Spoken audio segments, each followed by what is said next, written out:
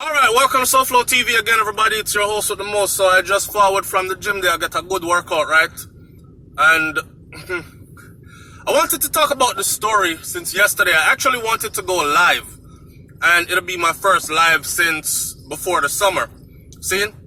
Hear me out. We've done so many videos between myself and my wife. I've done so many videos on YouTube about Jamaica as far as mental health issues go, and the importance of some kind of intervention inside of that country we call Jamaica, because we have, let's put it this way, we have a whole heap of mad people that walk around in Jamaica, okay? Enough mad people. A lot of them are clean clothes mad people too. I'm telling you, narcissistic and sadistic mad people walking around. You understand? And then we have youths that are being traumatized by these mad people, grown people. And it's a cycle that's so vicious. Y'all already know what I came to talk about today. I came to talk about that story about penis cut off that happened 2 days ago. Alright? A teenager and a 6-year-old youth. But let me build up to it first.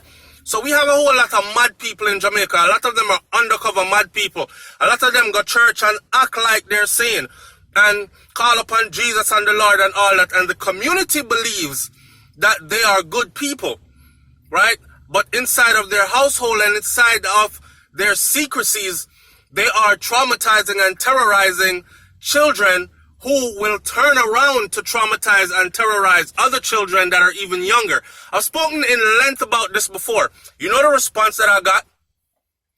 The response that I got are something like this. Some people tell me if I go S out, no suck out my mama. Some people tell me, one person said, yo, SouFlo, oh, them F you off down a Jamaica, man. That's probably why your run gone a foreign. That's to show you the levels. And also, those are some of the lowest viewed videos, by the way. By the way, I noticed that people talk about how they want substance and stuff with sense, yet these are some of the lowest views videos or some of the lowest interaction from people. For instance, Cockpit Country is an emergency situation in Jamaica, right? And if you check, I checked and I saw where signatures were needed. 10,000 signatures were needed concerning Cockpit Country. And that doggone paperwork had 3,580 signatures. And it had been up for years. So people come on social media and talk all this good stuff.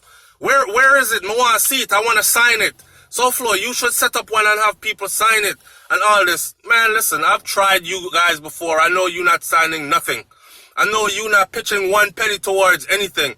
You just talk a good talk because it looks good in the comment section so other people can like it and you can have somebody to talk to out of your boring life, right? That's how our people stay. They don't really take serious things serious. They only act like they're serious about serious things on social media. Then it's back to their regular normal friggery in real life. Now, about the mental health issue in Jamaica, right? This story is so disturbing. I had to take a break before I could attack this one because I wanted to do it in a meaningful way. Not just fling out the story like 50 other news reporters, entities, so-and-so, paper, news sites have done. Here what?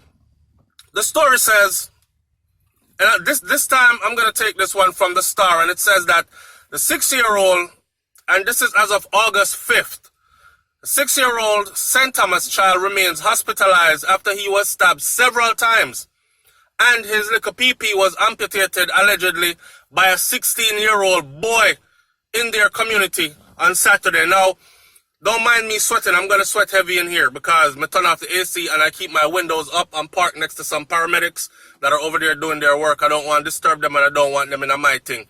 Now, the first time I saw the headline where this happened, I said 16-year-old did that to a 6-year-old. I bet it's a boy. Without seeing that it was a boy.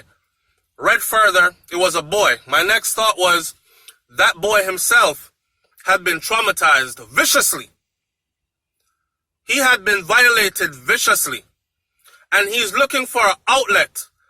And he's probably saying, you know, when you're raised under religion and you're raised to pray to God and he will fix all things and Jesus is coming to save you and all that stuff, and then you get older and bad things start to happen to you and no, Jesus is coming to save you no matter how hard you ball out for Jesus, no matter how sincere and earnest your prayers are, and you start to question the existence of the Almighty God, whether it's Jesus, Buddha, Allah, Krishna, any God out there, you're starting to think to yourself, well, I haven't done anything to anybody and I'm only 16 years old.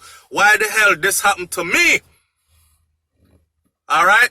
I'm sure some man about man, but man ripped me off. And I was too young and too feeble to fight, to defend myself. Them kind of thing there. So you get vicious now. And he starts doing the same. I do the same thing to somebody what them do to me. Right? Alright. Reports. So it is reported that sometime in the evening, the father of the 6-year-old noticed that he was missing and started making inquiries into his whereabouts. Now, parents, these ain't the days where you can make your little picnic run around the neighborhood and go play over. Forget days. I was growing up in Jamaica. I couldn't do it. So you didn't know these are the days, nothing. Even though my neighbors used to come over to my yard sometime, right? But that was very few and far in between. And even then, they were in shout of their parents. And my grandparents knew they were there. And we were only allowed to play on the veranda. That's it. And then you go back to your yard. And then the lady next door would have said, Roy! And you say, Roy, your granny will call you. Yes, granny! Come here. Come in. And you flash go over there, right? Nowadays, the parents, them let go their children in the society that we're living in the mad world we're living in. I have to know where my children are at all times. 6 years old? My eyes are on you all the time. And if my eyes are not on you all the time and you're sent to some kind of a school, I know that the school have video cameras up and all that, and I am holding those teachers accountable. Matter of fact, I'm even popping in unexpected, raw, just to see what's going on. All right? Now, try this out. He noticed his 6-year-old is missing. He starts asking about the place. Yo, wanna see him? Wanna see me youth? Which part him there? Right? The father learned that the child had been left last seen in the company of a teenager who went to the home where he found the child laying unconscious in nearby bushes. So somebody must have said, yo, we see him with, a walk a go up, so, My 6-year-old with a 16-year-old. I never gave him permission to be with my child or take when my child carry him go in yard. But that's where the father went. The father immediately went straight to that youth yard. Right? Why? Because they already know what was going on. They already know about the youth. We're going to talk about that in a minute. So, he goes up there and he found his child, his 6-year-old, laying unconscious in nearby bushes. To kill or not to kill? That is the question. For me, that is not even a question. I will be temporarily insane. Alright? And I am not responsible for my actions when me don't chop off somebody picnic head. Now, the little boy had stab wounds to his forehead, bruises to his eyes, and a cut on his hand, and his little pee-pee was amputated off, gone. Now here what? I was in the army, right, for 10 years, and I did multiple combat tours.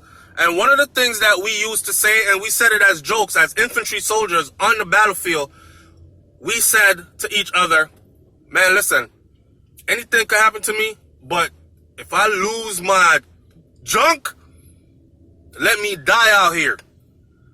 In other words, then, we couldn't see ourselves. This is a general consensus among men, among alpha males. We couldn't see ourselves living life without one. Maybe later on in life, yes. Sickness, yes. But to have that blown off at a young age, and then you have to live the rest of your life without one, that's rough, right? The child was rushed to the Princess Margaret Hospital, where he was treated and later transferred to the Bustamante Hospital for Children in Kingston. The 16-year-old has been taken into custody. According to police, the accused currently has a case before the court for molesting another little boy. So, my thing is this. Now, in Jamaica, and I've spoken about this before, they have a thing where they typically let criminals back out into the community, whether young or old. With a case like this before the courts, you need to be in a friggin' lockup somewhere, a juvenile facility somewhere, until this case is resolved. Alright? And then, hear what? This child need help. This 16-year-old here need help. But at 16 years old, you know what you're doing. I am conflicted because at 16, it is said in Jamaica that 16 is the age of consent. Yes, the age of consent for a 16-year-old. And y'all wonder why so many tourists fly down to Jamaica and think they're going to come for beach and sunshine. Beach and sunshine, they are Trinidad, Tobago, Antigua, Barbuda, Bermuda, Grenada, Bahamas, right here in Florida. They're everywhere. You think they're coming for beach and sunshine? A whole heap of nastiness go on, you hear me? Let me tell you something. When you drop the age of consent to 16, right? It says that grown people can actually engage in sexual intercourse with these 16-year-olds and there will be no consequences because they are of the age of consent. Now, this 16-year-old youth here is at the age of consent, but I am willing to bet that something happened to him before him reach 16. He was violated. When I did a video before and I spoke about the youths in Jamaica get raped off, everybody act like it was only females that it's happening to. When I touched on the topic that it's happening to boys a lot, way more than we in Jamaica care to admit, and it's being done to them by people who, enough of them man there, we're talking about bottom one for dead, and they're so aggressive when it comes to gay. I don't care about no gay man. If you openly gay, you want the world to know that you are gay, and you want the world to know that you a big man and you like big man too. That are your business. Alright? It's the one them who are so extra overly aggressive every time you mention anything about that. You watch them. They have something to hide. And they're molesting and raping off these damn children. Remember, I just come from the gym now, so I kind of hype up and I sweat heavy because I turn off the AC. But anyway, they're the ones who are raping off these little picnic. Some cousin, uncle, family, friend, all these something. Preacher, teacher, policeman, lawyer, doctor, Indian chief. They're out here raping off these little kids. And it's happening to the boys more than anything else. People are wondering, wow, how come there's all of a sudden, no man, something's wrong in Jamaica because all of a sudden there's this big homosexual explosion and them they're everywhere and them not afraid to come out and them we fight you too. Hear me out. They've always been there. Okay? A long time this a go on. A long time picnic get touch up, molest off, rape off, confused. Don't know where the hell they're going. If you ask a lot of Jamaican men, well, enough of them won't admit it, but if you ask a lot of the gay ones that are openly gay, they will tell you that their first sexual encounter was with a male, and it was coerced, and it was while they were underage, and it was with a male that nobody thinks is gay. Do the maths. Do the maths.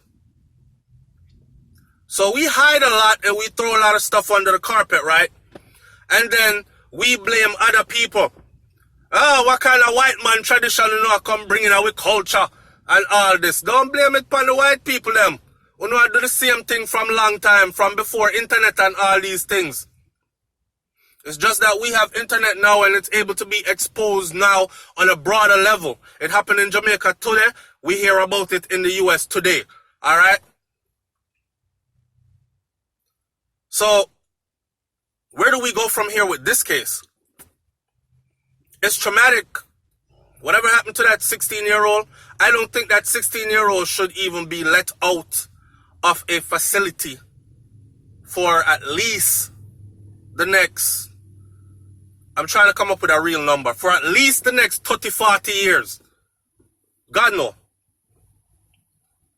And whatever experimental medication they have to suppress sexual desires, make him impotent, give it to him. Because he's going to do that again. This was a vicious attack. And people that do this normally do it again. This isn't something where you accidentally hit somebody else's car with your car because your foot slip off at the gas and the road is snowy. And this is calculated. You understand? This is calculated. He been watching this little youth. He been wanting this little youth. Him take it up on himself, said the urges overtake him today, him couldn't take it no more. You know what? Life or death, me I get him today. Grab the little youth. The poor little youth, 6 years old, probably fought and was fighting. That's why he ended up, oh why, you know what, give me. That's why, and from other reports are out there that he was sexually assaulted. And after I sexually assault the youth, him cut off him things.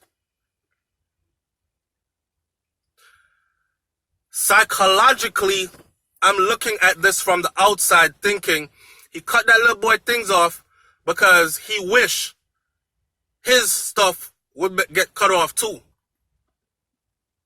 And I know people are going to say, why never just cut off him own things? It ain't that easy. Try biting your finger off and you will see how hard it is. The pain to the brain shooting will tell you, stop. And you'll stop. Can you bite somebody else's finger off? Yes, because their pain is not connected to your brain. All right? So, looking at it from a psychiatric standpoint, this youth, overpowered by urges, had been lusting after that little boy for a long time, and today he didn't care if the world ended. He was going to do what he was going to do. The problem is, a fight ensued. The little 6-year-old was fighting very hard, and ended up getting stabbed up, punch up in the face, right? And that happened to him as well.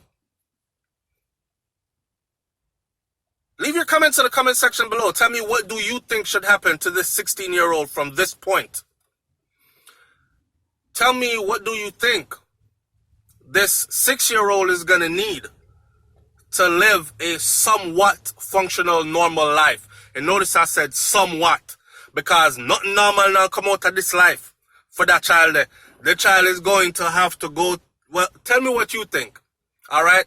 Here's a boy child that is now about to live his life with no organ there, because someone did him that way and removed it. Leave your comments in the comment section below, man. I turn on my AC hot now. I'll talk to y'all later. Peace.